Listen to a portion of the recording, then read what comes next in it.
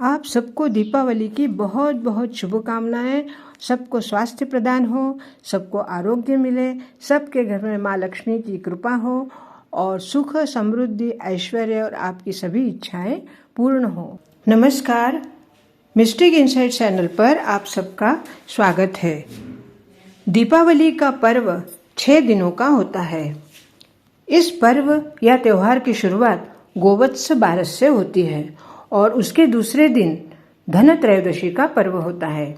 धनतेरस या धनत्रयोदशी जो लोग अमावस्या के बाद से माह शुरू मानते हैं उनके लिए अश्विन कृष्ण पक्ष, और जो लोग पूर्णिमा के बाद से माह शुरू मानते हैं उनके लिए कार्तिक कृष्ण पक्ष अर्थात माह के 13वें दिन यह आती है। इस दिन इसे धनत्रयोदशी कहते हैं। इस दिन वैद्य धन्वंतरि का अवतरण हुआ था, इसलिए इस दिन धन्वंतरि की पूजा की जाती है।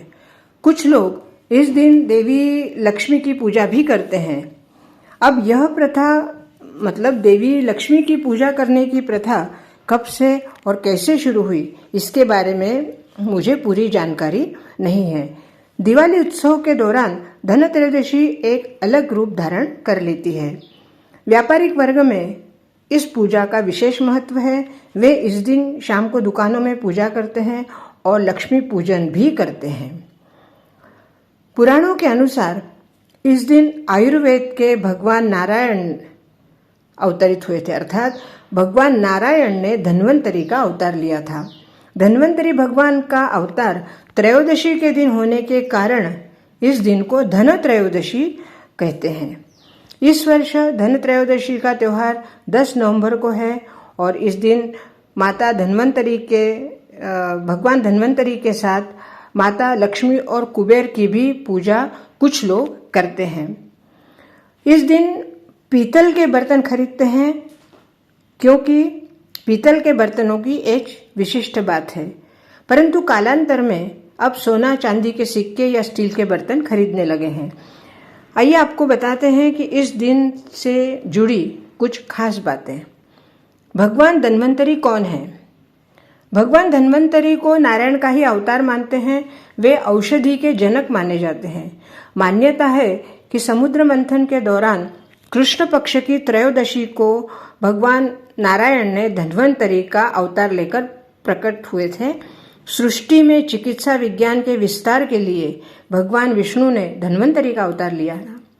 इसके 2 दिन बाद माता लक्ष्मी प्रकट हुई थी, इसीलिए धनत्रयोदशी के दिन भगवान धन्वंतरि की पूजा और 2 दिन के बाद लक्ष्मी पूजन का त्यौहार अर्थात दीपावली मनाया जाता है। धनत्रयोदशी के दिन भगवान धन्वंतरि की पूजा करने से व्यक्ति को आरोग्य मिलता है, निरोगी काया मिलती है, स्वास्थ्य पूर्ण मिलता है, साथ ही साथ परिवार में सुख शांति मिलती है, क्योंकि जहाँ आरोग्य है वहाँ सुख शांति अवश्य रहेगी। आरोग्य ही सबसे बड़ा धन माना जाता है और अगर जीवन में आरोग्य नहीं है तो दुख भी है, और आरोग्य को ठीक करने के लिए जो हमारा धन खर्च होता है उसी से धीरे धीरे करके दरिद्रता या गरीबी भी आ जाती है।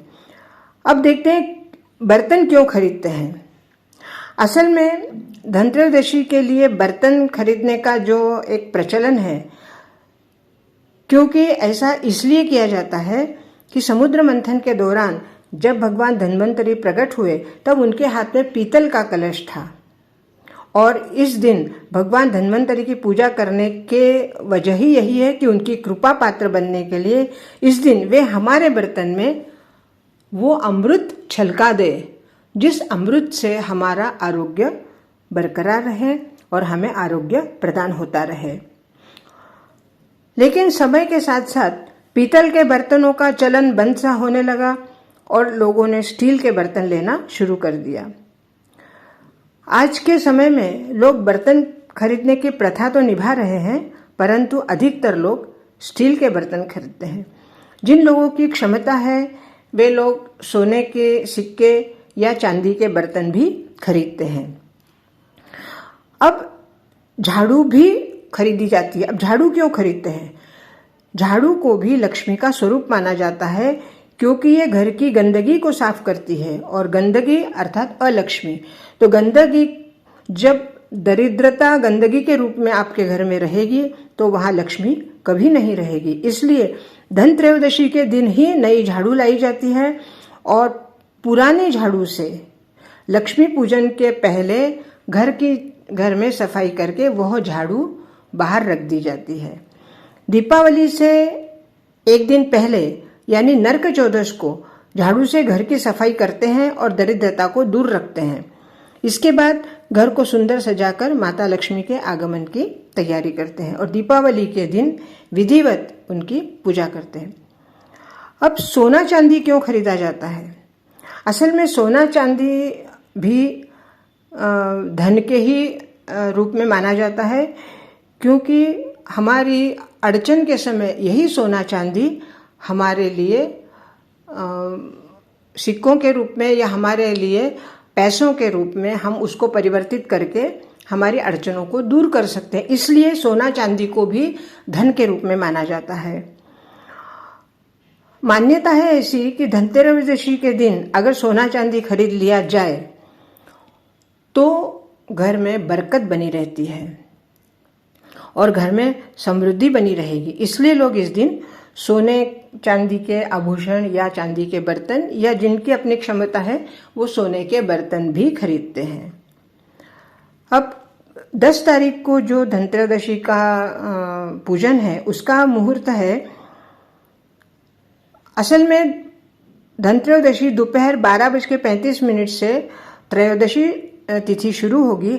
हस्त नक्षत्र है, शुक्रवार का दिन है, और इसी दिन धनतेरस का काफ़ी महत्व बढ़ गया है। इस दिन भगवान धन्वंतरी की पूजा शाम के समय की जाएगी। शाम को 5:40 से रात को 9:51 तक भगवान की पूजा कर सकते हैं। धनत्रयोदशी की पूजा धनतेरस की शाम के समय उत्तर दिशा में धन्वंतरी भगवान की तस्वीर को एक चौकी पर रखा जाता है। घी का दीपक लगाएं, धूप, पुष्प, अक्षत, रोली, चंदन, वस्त्र आदि अर्पित करके धन्वंतरी मंत्रों का जप किया जाता है। धन्वंतरी स्तोत्र का पाठ किया जाता है।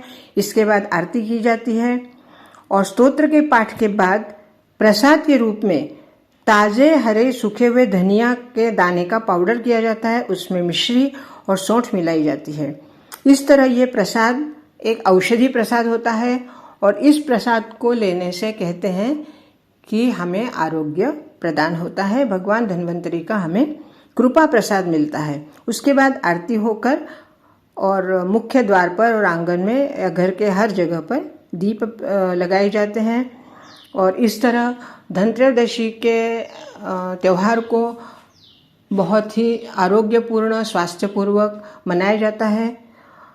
आगे 2 दिन के बाद, जैसे धनत्रयोदशी के दूसरे दिन नरक चतुर्दशी बोलते हैं, नरकासुर का वध किया गया था, उसके बारे में हम अगले वीडियो में बात करेंगे। आज के लिए इतना ही। बहुत बहुत धन्यवाद।